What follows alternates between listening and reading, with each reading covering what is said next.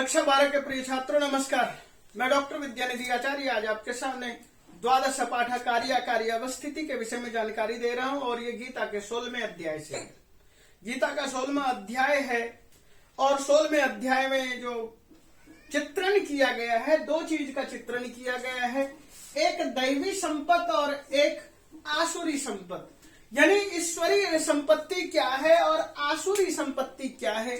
आसुरी संपत्ति को प्राप्त करता है और मनुष्य के अंदर किस तरह का अहंकार की भावना पैदा होती है, या दैवी संपत्ति जब प्राप्त करता है तो मनुष्य के अंदर उदारता पैदा होती है। यहाँ है उदारता और यहाँ अहंकार, इस भाव को लेकर के चलेंगे। तो वह श्लोक जो शुरू होता है, वह श्लोक शुरू होता है अभयम सत्व संशुद्धि। हम इन्हीं दैवी संपत्ति की चर्चा देखेंगे आगे इन पाठों में कि शुरू के 3 श्लोक में दैवी संपत्ति पढ़ेंगे, उसके बाद आसुरी संपत्ति की बात करेंगे। तो श्लोक पढ़िए बच्चों। अभयम सत्व संशुद्धि ज्ञान योग व्यवस्थिति दमः दानम दमश्च यज्ञश्च स्वाध्यायस तपस तप आर्जवम। एक चीज यहां पर ध्यान रखिए, सबसे पहले आया अभयम, फिर आया नंबर 2 सत्व संशुद्धि,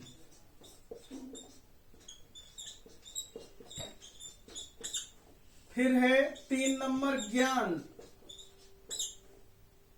4 नंबर योग या योग व्यवस्थिति,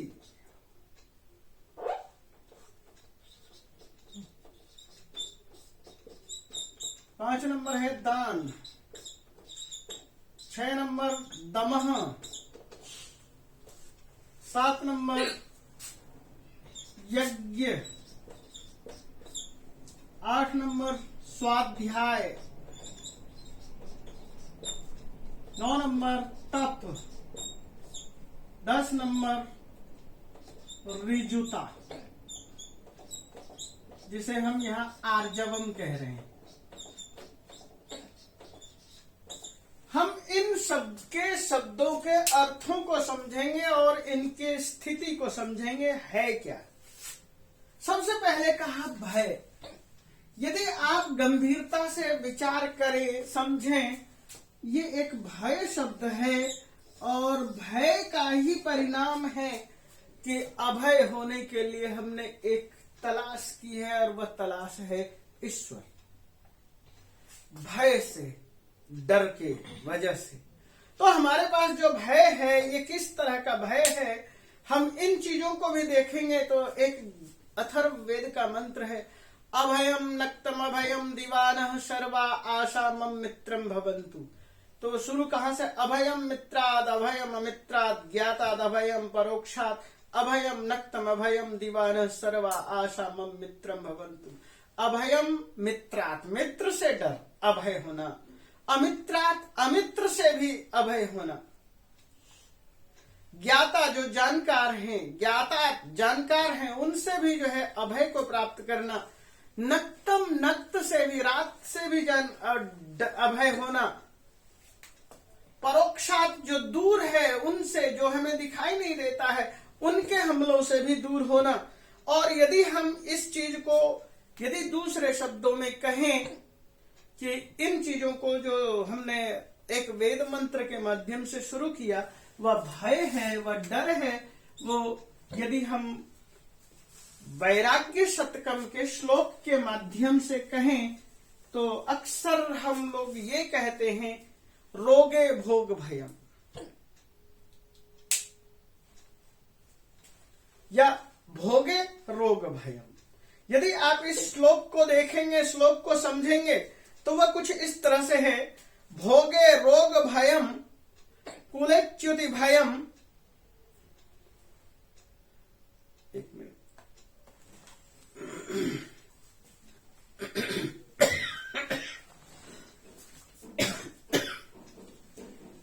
भोगे रोग भयम कुलेच्युति भयम वित्ते नृपाद भयम मौने दैन्य भयम बले रिपु भयम रूपे जरा या भयम शास्त्रे वाद भयम गुणे खल भयम कामे कृतांताद भयम सर्वम वस्तु भयावहम भुवि नृणाम वैराग्यमेवा भयम। तो इसमें क्या कह रहे हैं कि सब जगह भय है, रोग में भय है, रोगों की वजह से भय है, कुल में अपने स्थान से निष्कासित होने का भय है, धन के को जो हमने इकट्ठा किया है, रोक कर रखा है, उसमें राजा का की नजर पड़ेगी और टैक्स मांगेगा, उसका भय है, और मान का भय है, इसी तरह से रिपु भयम शत्रु का भय है, जरा का भय है, शास्त्र में वाद विवाद में भय है, गुण को हमारे गुण को नहीं मानने वालों का भय है, कृतांत का भय है, और सर्वत्र भय ही भय है। धरती पर केवल एक ही वह स्थान है जहां भय नहीं है, और वह है वैराग्य, और वैराग्यमेव अभयम, वैराग्य ही अभय को ले जाता है। आप गीता में भी पढ़ते हैं, अभ्यास वैराग्य न तो कौन्तेय, अभ्यास से और वैराग्य से। तो हमने जो यहाँ पर चर्चा की कार्यावस्थिति, ये हम दैवी संपत्ति की चर्चा कर रहे हैं, और अभय मैंने ढेर सारे आपके सामने बता दिया। बहिर, इसको हम यदि दूसरे और भी शब्दों में कह सकते हैं, बाहरी भय और आंतरिक भय।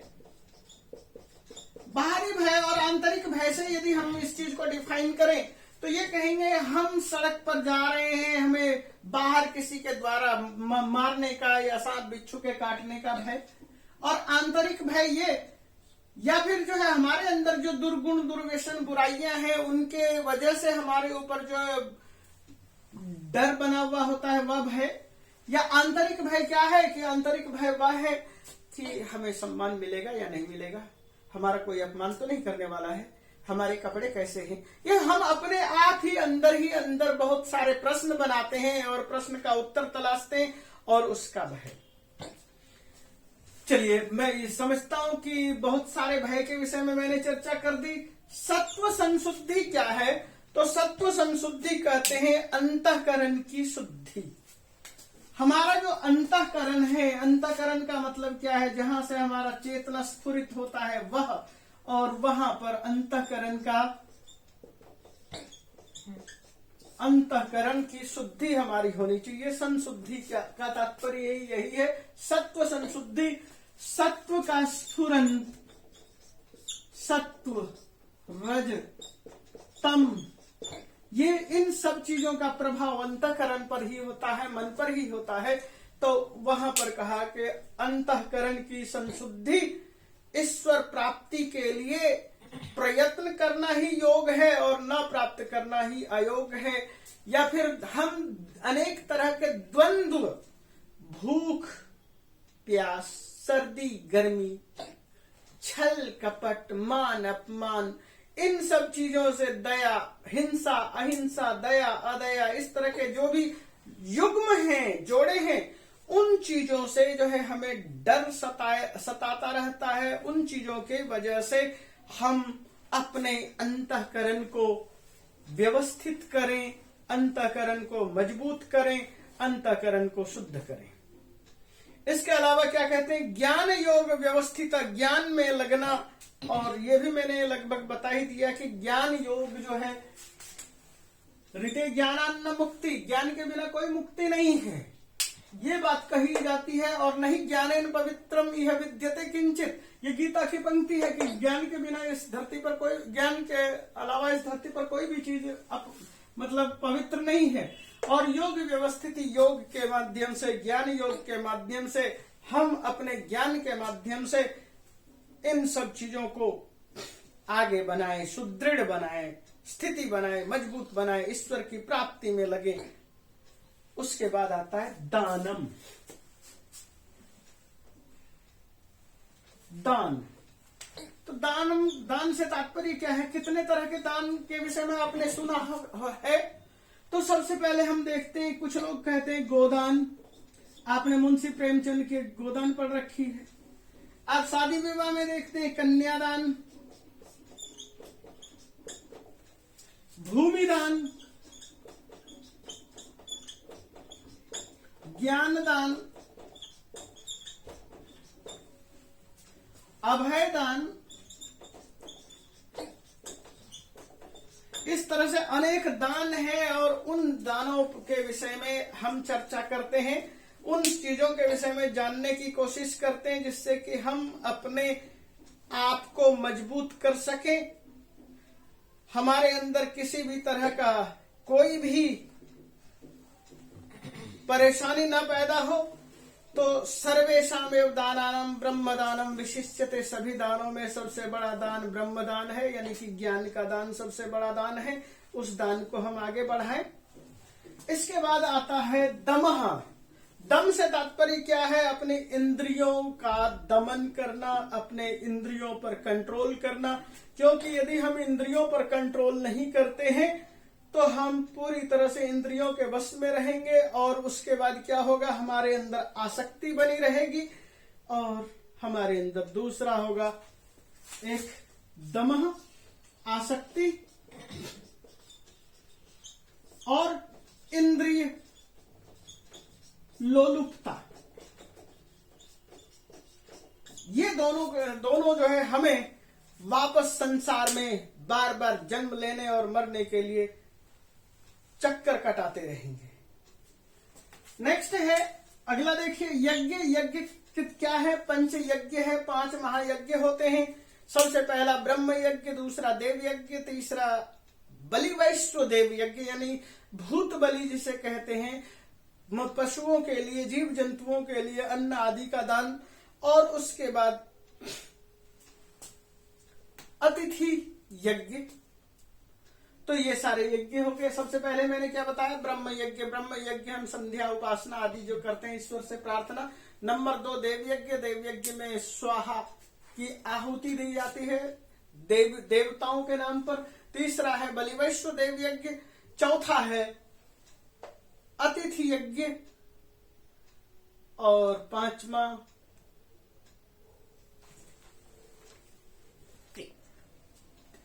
है पितृयज्ञ।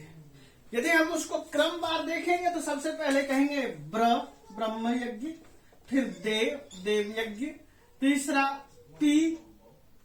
पितृयज्ञ, चौथा है बलि वैश्व देव यज्ञ चौथा, और पांचवा है अतिथि यज्ञ। आप इस तरह से मान करके चलिए। इसके बाद आता है स्वाध्याय। स्वाध्याय से तात्पर्य क्या है? स्व अध्ययनम स्वाध्याय, अपना अध्ययन करना, अपने आत्मा की उन्नति के लिए अध्ययन करना, अपने आप को जबरदस्त पावरफुल बनाने के लिए, अपनी आत्मा को पावरफुल बनाने के लिए अध्ययन करना ही स्वाध्याय है। और आप किसी भी धर्म को मानते हैं उन धर्म ग्रंथों का अध्ययन करें, क्योंकि सभी ग्रंथ ईश्वर की ही चर्चा करते हैं। उसके बाद आता है तपः। तप का तात्पर्य क्या है? द्वंद्व सहनम तपः, द्वंद्वों का सहन करना, जैसे सर्दी गर्मी भूख प्यास हिंसा अहिंसा, इन सब चीजों का सहन करना और जो अनुकूल और प्रतिकूल हैं उनमें सामंजस्य स्थापित करना, ये तप है। जो तप आप फिल्म आदि में देखते हैं वह तप नहीं है। और उसके बाद आता है ऋजुता। ऋजुता का मतलब आर्जवम। आर्जवम का मतलब है मन वाणी और कर्म। मनसा वाचा कर्मणा, इन तीनों में सरलता होना, सरल भाव पैदा होना। और ऋजुता के लिए कई स्थानों पर कई लोगों ने, जो चाहे वो हमारे देश के नहीं थे, विदेशी ही थे, लेकिन उन्होंने इस तरह के भाव को प्रकट किया जब उन्होंने अहंकार से भरे, धन के अहंकार से भरे हुए लोगों को देखा तो उन्होंने सीधा कहा एक बालक का स्वर्ग में प्रवेश है। और क्या कहा? उसने ये कहा कि सुई की नोक से ऊंट का प्रवेश संभव है, लेकिन एक धनी का स्वर्ग के राज्य में प्रवेश संभव नहीं। इस तरह की भी गंभीर बातों को उन्होंने उठाया। और उसी के साथ में अब अगले श्लोक की तरफ बढ़ता हूं। अगला श्लोक, यदि इस श्लोक को देखिए, अहिंसा सत्यम क्रोध त्याग शांतिर अपैशुनम दया भूतेषु लोलुप्तम मार्दवम ह्रीर अचापलम। मैंने सारे शब्द अलग अलग लिख दिए हैं। अहिंसा, सत्य, अक्रोध, त्याग, शांति, अपैशुनत्व, भूतेषु दया, अलोलुपत्व, मार्दवम, ह्री और चापलम, अचापलम। इन शब्दों के अर्थों को सही समझिए। सही समझने के बाद आपको पता चलेगा कि आप क्या पढ़ रहे हैं और क्या पढ़ना था, क्या पढ़ना चाहिए। अहिंसा, अहिंसा क्या मतलब? न हिंसा अहिंसा, जहां पर हिंसा बिल्कुल भी ना हो। हिंसा से तात्पर्य मन से हिंसा न करना, वचन से हिंसा न करना, कर्म से हिंसा न करना। इन भावों को ही उपस्थित करने की कोशिश है। मन, वचन और कर्म से किसी भी तरह की हिंसा ना हो। किसी के लिए ना मन से सोचना मारने के लिए, ना वचन से कहना, और न ही किसी तरह से कर्म ही उपस्थित करना। तो अहिंसा होने के बाद क्या होता है कि योग दर्शनकार क्या कहता है? अहिंसा प्रतिष्ठायाम वैर त्याग है। जब अहिंसा की प्रतिष्ठा हो जाती है व्यक्ति में, तो सामने वाला आदमी अपना वैर त्याग देता है। इस वजह से आप शाकुंतलम में क्या देखते हैं कि वीर सर्वदमन, यानी कि सर्वदमन भरत शेरनी के दांत गिनता है। वह कहता है, मुंह खोलो मैं दांत गिनूंगे, दंतास्ते गणेश से। इसके अतिरिक्त क्या है कि उस जमाने में जहां पर जीव जंतु, अन्य जीव जंतु थे, वहां शेर भी आकर के ठहर जा रहा है और शेर के अंदर से भी दया का भाव खत्म हो जा रहा है। आप यदि देखें, महात्मा बुद्ध जा रहे हैं और उसके बाद अंगुलीमाल कहता ठहर, और वो क्या कहते हैं? मैं तो कब से ठहरा हुआ हूं, तू कब ठहरेगा? और अंगुलीमाल उस दिन के बाद से सन्यासी, बौद्ध सन्यासी बन जाता है। अहिंसा की प्रतिष्ठा होने पर हिंसा का विरोध हो जाना। तो हमारे अंदर कितनी अहिंसा है और कितनी अहिंसा होनी चाहिए, इस भाव को लेकर के हमने यहाँ पर ये बात कही है। आप इस तरह से बहुत सारी जगह पर देखेंगे कि अहिंसा का विरोध, हिंसा का विरोध। आज के दौर में हिंसा की जगह अहिंसा का विरोध होने लगा है, और अहिंसा का विरोध करने वाले वो कहते हैं कि हमारी वजह से ही देश आजाद हुआ है। महात्मा गांधी अहिंसा की बात करते थे और हिंसा की वजह से देश आजाद हुआ, और महात्मा गांधी को मारने के लिए, गोली मारने के लिए गोडसे तैयार हो गया। भारत में कांग्रेस के अंदर दो दल आप देखते हैं, गर्म दल, नर्म दल। आप देखेंगे गर्म दल में लाला लाजपत राय, बाल गंगाधर तिलक की जो केसरी नाम का बाल गंगाधर तिलक का जो अखबार था, उसने अखबार में ये लिखा हुआ था, उसका रेट, अखबार का एक रेट क्या था, मतलब कीमत क्या था, तो वहां पर मराठी में शब्द लिखा हुआ था, अंग्रेजेर कांचा, अंग्रेज का कटा हुआ सिर। यानी कि एक अंग्रेज का कटा हुआ सिर जितने का हो सकता है, उतना ही कीमत मेरे इस अखबार का है। तो तात्पर्य क्या है गर्म दल वाले? आगे था सुरेंद्र पाल, बाल, लाल, बाल और पाल। तो चलिए अहिंसा, और वहां से बात करते हैं। मैं गोडसे को ये गर्म दल के साथ नहीं जोड़ रहा हूं, कांग्रेस से नहीं जोड़ रहा हूं। ये गोडसे जो है ये क्या कहते हैं, आरएसएस से जुड़े हुए थे, और आरएसएस के लोग आज भी आप व्हाट्सएप यूनिवर्सिटी में देखेंगे, उनके द्वारा या इस ग्रुप से जुड़े हुए, भाजपा से जुड़े हुए लोग आपको बहुत ज्यादा उटपटांग बातें लिख करके भेजते हुए, पोस्ट करते हुए दिखाई दे जाएंगे। तो मेरा ये कहना था, अहिंसा, एक तरफ अहिंसा थी, एक तरफ हिंसा है। तो अहिंसा गांधी के पास थी, गर्म दल वाले अहिंसा थे। यद्यपि हम सुभाष चंद्र बोस का नाम यहां पर ले सकते थे। सुभाष चंद्र बोस वो 1942-43-44 में भी ये कहते हैं, राष्ट्रपिता तो महात्मा गांधी ही है। वो महात्मा गांधी का तब भी सम्मान करते थे जब वो भारत में थे, भारत से बाहर गए तब भी वो अहिंसा का सम्मान करते थे। उनका तरीका अलग था, ये तरीका अलग नहीं, ये तरीका उचित नहीं। तो ये जो बातें मैंने कही, अहिंसा तो अहिंसा प्रतिष्ठायाम वैर त्याग, अहिंसा की इतनी जबरदस्त प्रतिष्ठा हो कि वैर का त्याग हो जाए। आगे बात क्या कहेंगे, सत्यम, सत्य। सत्य क्या चीज है? तो सत्य वह है जिसे हम यथार्थ रूप में प्रस्तुत करते हैं, देखते हैं, वही सत्य है। यथार्थ दर्शनम सत्यम, यथार्थ का चित्रण ही सत्य है। और अक्रोध क्या है? किसी पर क्रोध नहीं करना, किसी भी तरह का अनिष्ट क्यों ना हो जाए, लेकिन क्रोध नहीं करना, क्रोध से दूर होना ही अक्रोध है। क्यों? क्रोध आता कहां से है?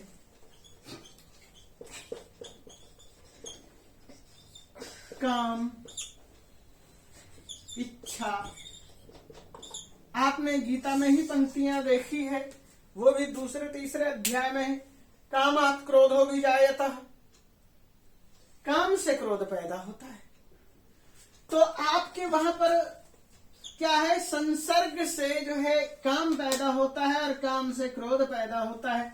आपने कुछ आपके मन ध्यायतः विषयो पुंसाम संगस्तेषोपजायते, संगात संग पैदा होता है और उसके बाद काम पैदा होता है, क्रोध पैदा होता है। काम, आपकी इच्छा पूरी न होना ही क्रोध में उबलना है।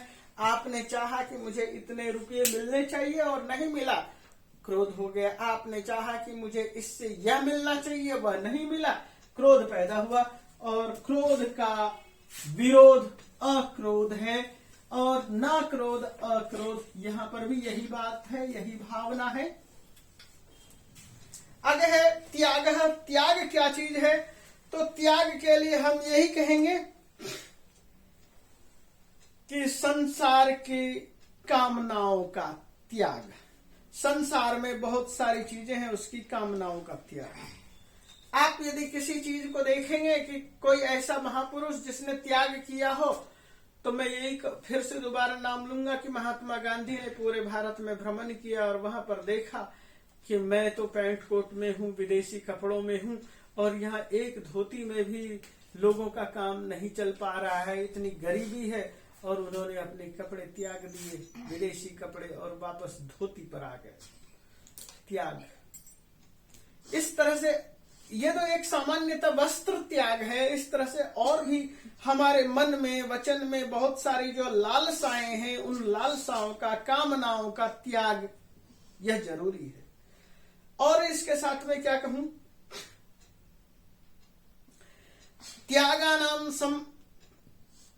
त्याग शांति अनंतरम, त्यागात शांति अनंतरम। त्याग करने से ही शांति मिलती है, अनंतर त्याग के बाद ही शांति है। ये एक भाव है कि त्याग जब आप करेंगे तो त्याग के बाद आपके अंदर शांति पैदा होगी। और उसके बाद शांति क्या है? शमन करना। त्याग मैंने बताया, शांति शमन करना। शांति का आप मंत्र पाठ करते हैं, ओम देव शांतिरंतरिक्षम शांति पृथ्वी शांति। हर चीज में शांति की तलाश है। शांति वह भाव है जिसमें हर तरह का अहिंसा, असत्य वृत्ति, ये सब चीजें खत्म हो जाती है। और शांति होना ही सबसे बड़ी बात है। हमने इससे पहले एक वीडियो के माध्यम से ये कहा, जब हमारे मन में शांति नहीं होती है, हम अशांति की ही मांग करते हैं। और अशांति की मांग करेंगे, जब तक हमारे अंदर अशांति की ईश्वर से मांग होगी तो हम बार बार जन्म लेते रहेंगे। जब हमारे पास शांति होगी तभी हम बार बार के मृत्यु और जीवन के चक्र से विराम ले पाएंगे। अपैशुनम का मतलब है पिशुनता। पिशुनता का मतलब क्या है? न पैशुनम अपैशुनम, जो पिशुनता नहीं है। पिशुनता से तात्पर्य होता है कि चुगली न करना, हम दूसरों की बुराई न करें, किसी भी तरह की बुराई से बचने की कोशिश करें। बुराई करना ही सबसे एक तरह का, किसी के विषय में बुराई करना एक पाप है।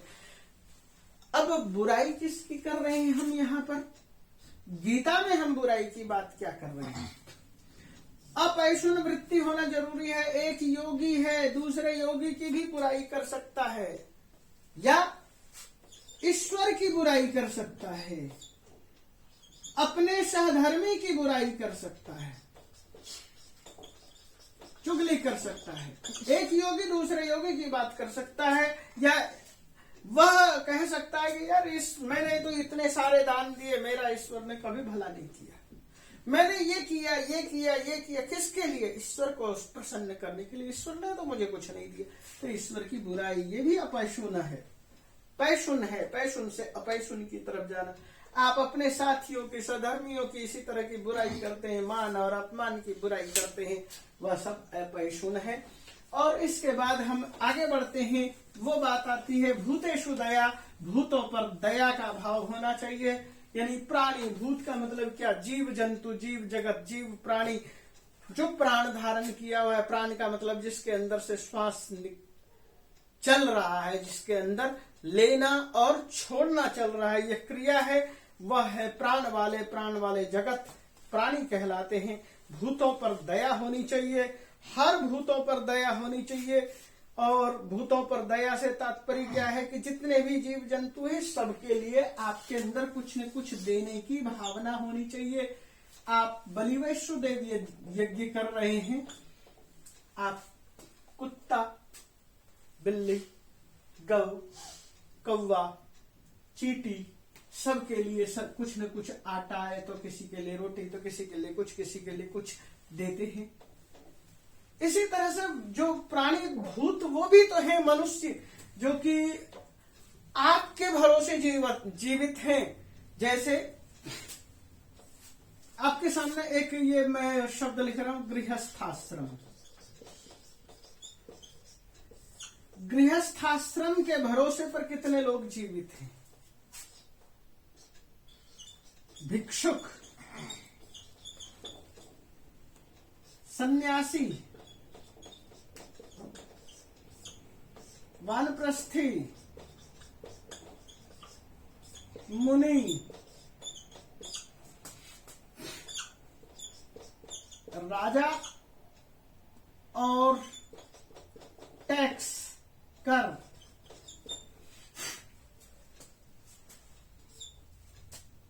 जीव जंतु,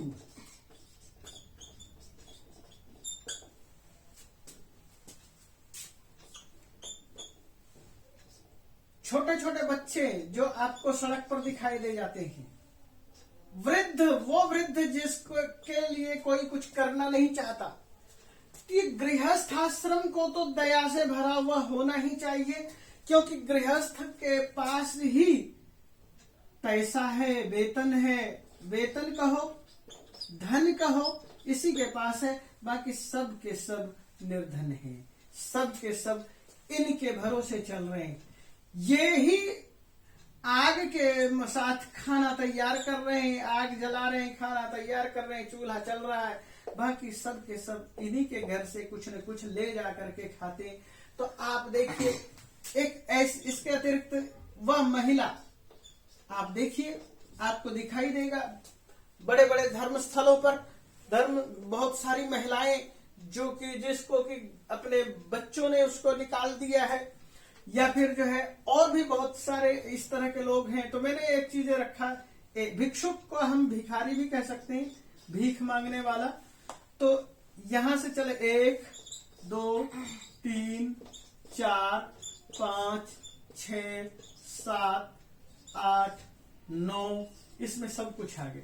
तो हमारे पास एक गृहस्थ व्यक्ति 9 आदमी का पालन पोषण कर रहा है।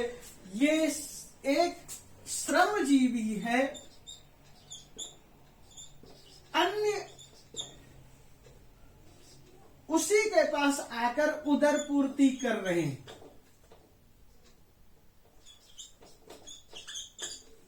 तो इन चीजों को आपको समझना पड़ेगा कि एक के पास किस तरह से सभी जीव जंतु पहुंचते हैं। ये है दया, भूतेषु, भूतों के प्रति दया। और भूत कितने तरह के भूत हैं, किन पर दया करना है, ये बात समझना है। और आप यहाँ पर भूतेषु से तात्पर्य कभी भी हिंदी वाले भूत, प्रेत, चुड़ैल, क्या कहते हैं, और भी बहुत तरह के शब्दावली का प्रयोग करते हैं, उनसे डले, क्योंकि वो भूत नहीं है। भूत का मतलब है भू का मतलब है होना, जो हैं, मौजूद हैं, इनका अस्तित्व नहीं। भूत का मतलब है प्राणी, और प्राणी से तात्पर्य है जो प्राण लेता है और प्राण छोड़ता है। प्राण लेना और छोड़ना क्या है? तात्पर्य क्या हुआ कि ऑक्सीजन लेता है, कार्बन छोड़ता है। तो जहां पर ये क्रिया चल रही है वो सारे के सारे जीवित ही होते हैं। ये भूत के विषय में आप ये नहीं कह सकते कि भूत को सांस लेते हमने सुना, या प्रेत को, या चुड़ैल को, या ब्रह्म राक्षस को, या और कुछ लोग जख बोलते हैं, कुछ और भी बोलते हैं, और भी बहुत सारी चीजें हो सकती है। तो आप इसके लिए क्या कहते हैं, बहुत सारे चैनल और कानपुर के और बालाजी और कई जगह के लोग भूत उतारते, भूत चढ़ाते, उनके इन विश्वासों को यहाँ पर न लें, क्योंकि इनकी सत्ता नहीं है और इनकी सत्ता है। अलोलुपत्वम, लोलुप नहीं होना। लोलुप होने का तात्पर्य क्या है? जिसके अंदर लोलुपता है। लोलुपता का मतलब है लालच, लोभ हो, लोभ या लालच।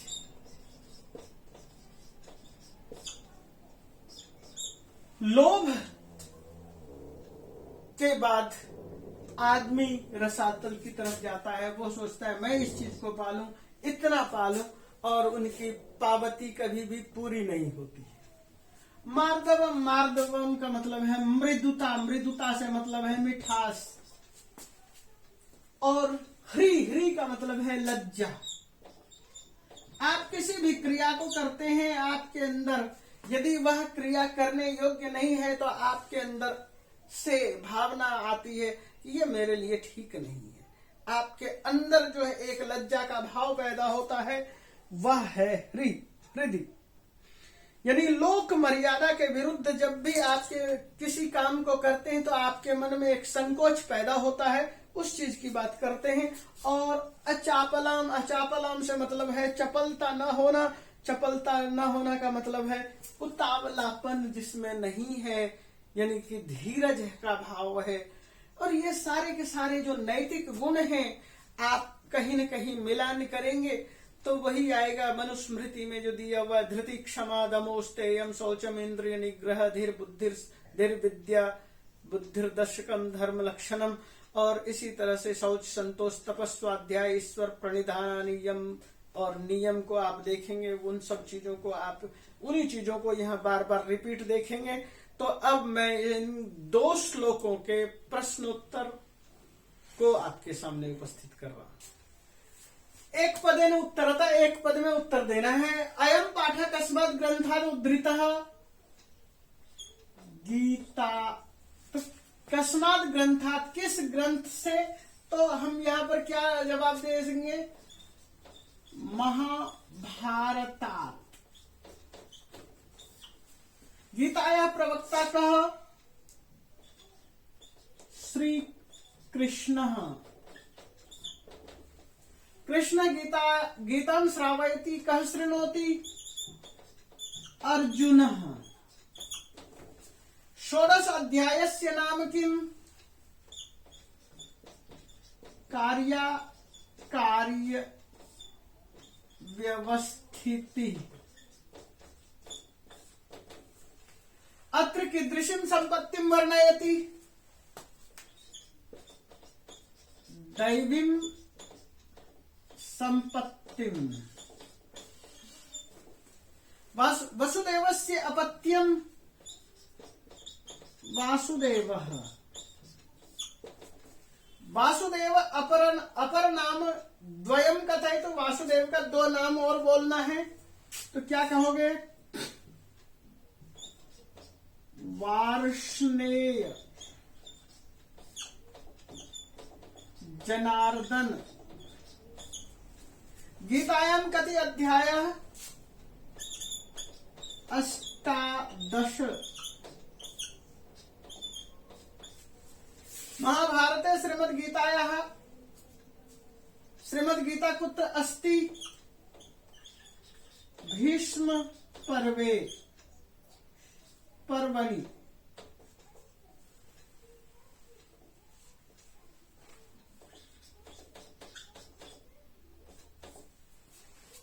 आगे देखते हैं कुछ और प्रश्नों को। लो, गीतायां कति श्लोकाः? 700। अवयं सत्व श्लोके कति दैवी संपत् वर्तन्ते? 9। कति यज्ञाः? 5। दम इत्यस्य तात्पर्यम् इंद्रियाणां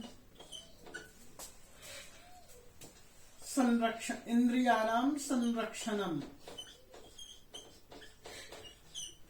इंद्रियों पर संरक्षण करना ही दम है। इंद्रियों पर नियंत्रण, संरक्षणम से तात्पर्य किम? नियंत्रणम। ऋजु इत्यस्य भाववाचकः आर्जवम्। केचन दानानां नामानि ज्ञानदानम्,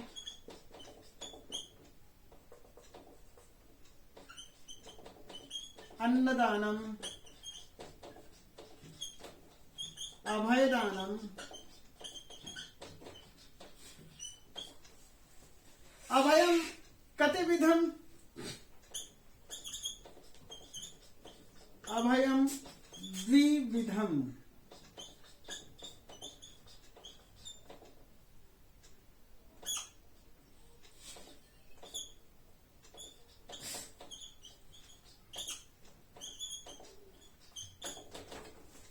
भयस्य विलोम, भय का उल्टा अभयम्। सत्व संशुद्धि इत्यस्य तात्पर्यम् अंतःकरणस्य शुद्धि। इसको अंतःकरणस्य शुद्धि भी कह सकते हैं, अंतःकरण की शुद्धि, अथवा हम इसको ये भी कह सकते हैं सत्वस्य संशुद्धि। सत्व क्या चीज है? अस्तित्व से सत्व। सत्व का मतलब अस्तित्व।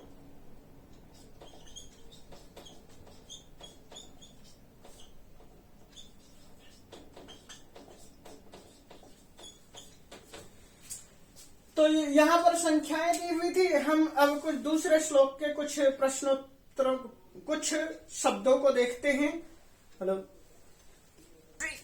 अहिंसा श्लोक के कति दैवी संपत्? 11। आप ऐसे भी लिख सकते हैं और 11 ऐसे भी लिख सकते हैं। अक्रोध, न क्रोध, न लोलुपत्वम्,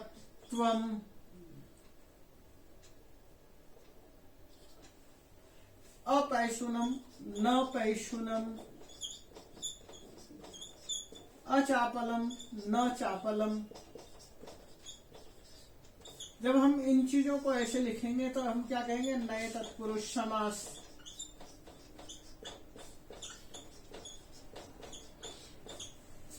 मृदोर्भावम, मार्दवम। ह्री इत्यस्य अर्थ लोक लज्जा।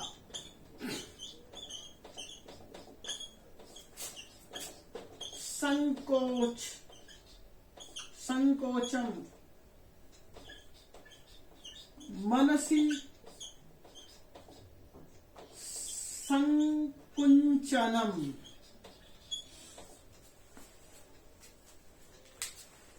देखो बच्चों, मैंने बहुत सारे श्लोकों को दो श्लोकों को आपके सामने इस पाठ में से पढ़ाया, और दो पाठ 12 श्लोक हैं। हम इसके छोटे छोटे टुकड़े करेंगे, और मैं आपके सामने जो गीता के श्लोक रख रहा हूं, क्योंकि मैंने शुरू में ही कहा कि गीता पर अनेक लोगों ने अनेक तरह से व्याख्याएं की है, जिसकी जैसी आशा, आकांक्षा, इच्छा और अर्थ समझ है वो उसी तरह से व्याख्या करता है। तो मैं नहीं चाहता कि आप दूसरों के किसी की बातों में उलझ जाए, फंस जाए और कहे आपसे कि आपको जो है अर्थ गलत बताया गया है, या यह गलत अर्थ था, इसका ये अर्थ हो सकता था, ये अर्थ हो सकता था। आप पूरी तरह से अपनी बात पर कंसिस्टेंट रहें। इसी के साथ मैं इस पाठ को यहाँ पर विराम दे रहा हूं, और आप इसको सब्सक्राइब कीजिए, समझिए, देखिए। धन्यवाद।